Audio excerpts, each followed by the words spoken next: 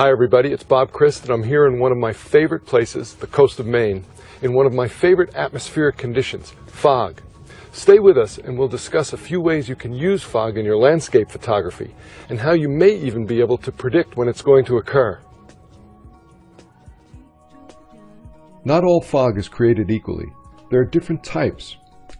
For instance, in this picture of the backlit chapel in Tuscany, we're seeing radiation fog. Radiation fog occurs because the clear skies at night allow the land to radiate heat freely, cooling the air near the surface to the dew point and causing fog to appear. And that's kind of the secret to predicting fog. When you see a low temperature overnight that reaches the dew point, you know that you have conditions where fog may occur. Now, this type of fog usually happens in the early morning or the early evening when the light is sweet. Radiation fog is usually patchy. That is to say, it doesn't blanket huge areas evenly.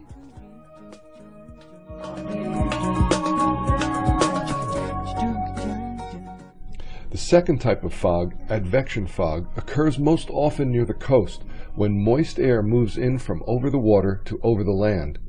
The moist air condenses into fog when cooled by the land. Now this is the type of fog that occurs off the coast of Maine and other seaside areas. It's a little tougher to predict. You need to know the wind directions and surface temperatures along the shores, the water, and the land. You also need a relatively high humidity. I never got the hang of predicting this condition myself, but fortunately weather persons are really good at it, especially along those coasts where it's a common occurrence. Now, one thing that can happen when you get a really thick fog is that it just totally grays out. And that would have been the case here at the Taj Mahal. But there's a couple things you can do to add some color. You can play a little with your white balance. In this case, I pushed the white balance up to, must have been like flash or cloudy, to add a wash of warmth, to make it look like the sun was just rising and penetrating that fog with a golden glow. But probably a more effective thing is to take your white balance all the way to the other extreme, to tungsten.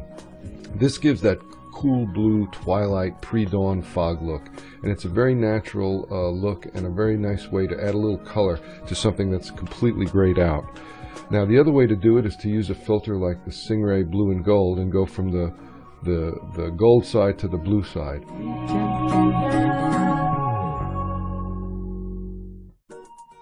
Now there are a couple of things to keep in mind when you're working in fog.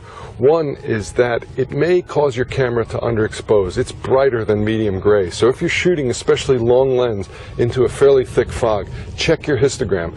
Make sure that you're not underexposing. You do want, it's going to be gray, but you want it to be a light ethereal gray and not a heavy dark gray, unless that's the mood you're going for.